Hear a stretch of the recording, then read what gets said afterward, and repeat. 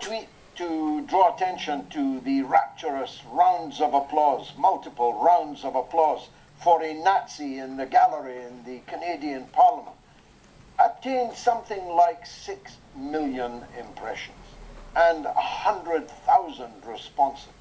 And it went around the world, and it went around Canada. It had a seismic impact. Suddenly, the man that the entire, all-party House of Commons in Canada were cheering to the rafters is now facing potential extradition to Poland to stand trial on war crimes charges. Nothing quite like it has ever been seen before. And I'm very proud of the work that we did to turn this subject around. It will prove to be an inflection point in the war, as I predicted that it would before I addressed the matter on the Mother of All talk shows on Sunday. And I'll explain why in just a minute. But it gets worse. Not only did the entire parliamentary membership of the House of Commons in Canada rapturously receive this man, who was introduced as having fought the Russians during World War II. You would have thought that even a fool would realize that that must have meant, given he was 98 years old and from Ukraine, that he was fighting on the side of Hitler in the Second World War, when Canada was, of course, making a massive sacrifice of its young men in that war against Hitler. 1 million Canadian volunteers came to Europe to fight Nazism. And many of them lie in war graves in Normandy and elsewhere in Europe. And their war graves were crying out in agony at what the scene was as it unfolded in the Canadian Parliament. You could say it's a strong statement, but Justin Trudeau danced on the graves of these Canadian heroes who gave their lives against Hitler, whilst back home their Parliament was cheering a Hitlerite to the rafters. Not that they had no idea who he was. Even if they hadn't any idea who he was, the mere arithmetic involved and the geography involved would have told them that this man must have been fighting with Hitler against the Russians in World War II. Who else could he have been fighting for? Was he a lone gunman fighting the Russians in the Second World War? But even if that's all they knew, it should have kept them on their beam end rather than up like clapping seals on their feet. But they did know. As a matter of fact, Prime Minister Trudeau met this man before the event. And thus the Speaker of the Canadian Parliament has been thrown to the wolves as a sacrificial goat. The blame does not lie solely with him. The blame lies with two others in the government, at least two others in the government of Justin Trudeau. First, the buck stops with him. He's the Prime Minister. He's the one that's worked himself and the Canadian media and has tried to whip the Canadian people into a paroxysm of anti-Russian hatred, which reached such a peak that anyone would be applauded if they fought against the Russians anytime, anywhere. Not thinking that in the Second World War things were rather different. The 100,000 Canadians who gave their lives or their limbs, who gave their blood on the beaches of Juno and Normandy and elsewhere, cry out now for justice. But there's a second person in this frame. The second most important person in the Canadian government. Freeland is her name. She's the finance minister, the deputy prime minister, and undoubtedly saw herself as the next general secretary of NATO. That's right.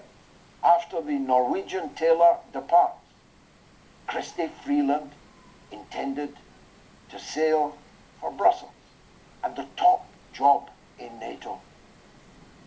Now this event would probably have knocked that on the head, because she was the one, and is the one, that next to Trudeau pushes hardest for this extremist line on the Russia-Ukraine conflict, such that Canada, once the kinder, gentler North American state, loved by most people in the world as a peace-loving place, has become the most warlike, the most warmongering, the most hawkish country in the Western world, and that is saying something. Britain running it a close second, the United States only third place compared to both of those. But there's another reason why Freeland will not be going to Brussels now. Because I can reveal to those who don't already know that Freeland's grandfather was a Nazi newspaper publisher in occupied Ukraine in the Second World War. He was the mouthpiece for Hitler, the pogroms, the Holocaust, the Waffen-SS, the Holocaust in the East, the mass murder at Babi Yar, the mass murder of Jews, of Poles, of partisans, of Ukrainians who did not want to collaborate with Hitler and the Nazis. She claims not to know what her grandfather did in the war. And if you believe that, I have a bridge here in London I could sell you going cheap. Freeland's grandfather was a Nazi propagandist during the fascist occupation of Ukraine in the Second World War. So begin to ponder this mix.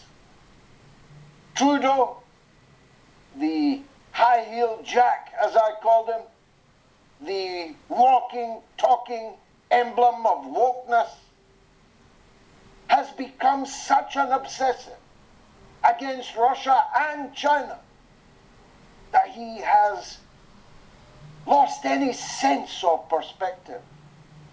That's the only explanation there can be for meeting with a 98-year-old veteran of the Waffen-SS, the SS that was declared a criminal organization, the whole organization. For those idiots who like to claim that not everyone in the Waffen-SS was bad, there are such people, actually liberal people, now claiming that on social media, but the Nuremberg Tribunal knocks that on the head.